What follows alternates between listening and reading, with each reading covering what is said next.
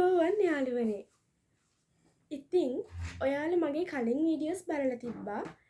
මම හැම video එකකින්ම share කරලා තිබ්බේ සයන්ස් ලෙසන් එකක් නැත්නම් විද්‍යා පාඩමක්. ඉතින් මං අද හිතුවා ඊට වඩා වෙනස් දෙයක් කරන්න. අපි හැමදාම පාඩම් බලුවට අපිට මතක හිටින වෙලාව අඩුයිනේ.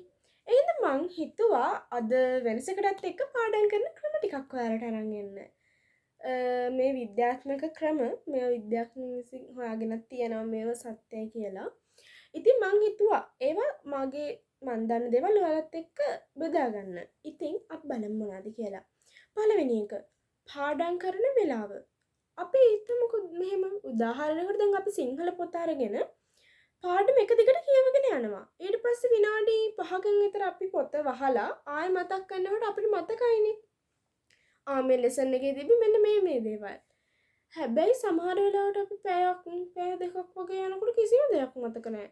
එහෙම එකක් තියෙනවා. මම ඔයාලට පාඩම් දැම්මම සමහර වෙලාවට මටත් ඒ කියන දේවල් මතක නැති වෙන අවස්ථා තියෙනවා. ඒ හින්දා අපි දැන් පාඩම් කළා සයන්ස් නම් සයන්ස් බුක් එකේ පැත්තකින් තියලා අපි පොඩ්ඩක් පැයක් විතර රිලැක්ස් එකේ ඉන්නවා. ඊළඟට පැය දෙකක් වගේ ගියාට පස්සේ ආයෙ බලනවා මොනවද මේ ලෙසන් එකේ තිබ්බේ කියලා.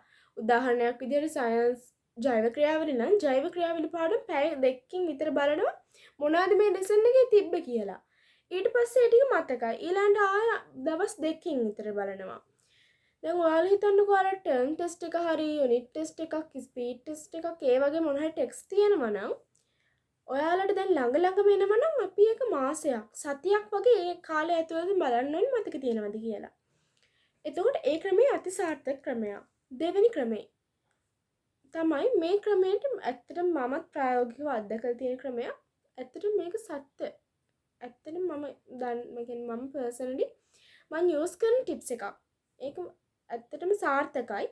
ඔයාලා මෙහෙම හිතන්නකෝ. දැන් ඔයාලට කාට හරි කියලා දෙනවා වගේ කියලා. දැන් ඉස්සරහා කවුරුවත් නැති වෙන්න පුළුවන්. හැබැයි ඔයාලට පුළුවන් හයියෙන් කියලා දෙනවා වගේ. හරියට ගුරුවරයෙක් වගේ. කවුරු හරි ඔයාලා පොතක් තියාගෙන ඉස්සරහා ළමයි ඉන්නවා කියලා හිතාගෙන ඔයා කාට හරි කියලා දෙනවා වගේ try කරන්න. ඒ ක්‍රමයටත් මතක හිටිනවා. ඊළඟ තුන්වෙනි ක්‍රමය. දැන් ඔයාලම හිතන්නකෝ.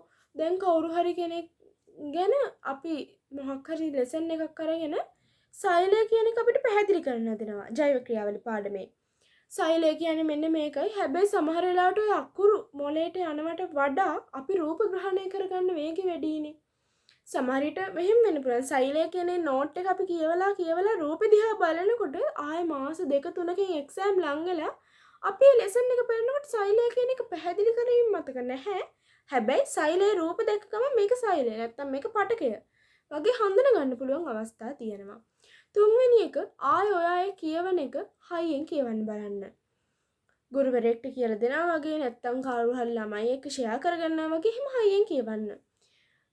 මම මෙහෙම කියන්නම්කෝ. දැන් ඔයාලා මොකක් හරි පොතක් කියවනවා. ජෛව ක්‍රියාවලිය පාඩමම නම් ඔයාලා කියනවා පටකයක් කියන්නේ මෙන්න මේකයි කියලා. සමහර වෙලාවට ඔයා පොත දිහා බලාගෙන ඉන්නකොට ඔයාගේ ඔළුවේ මනස නැත්තම් කොහේ හරි වෙන තැනකට යන්න පුළුවන්.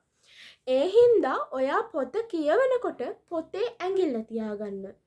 පොතේ ඇඟිල්ල තියාගෙන කියවන්න මොකද්ද මේ කරන්නේ කියලා. එතකොට ඔයාගේ අවධානය යන්නේ එහෙට මෙහෙට යන්නේ අඩුයි.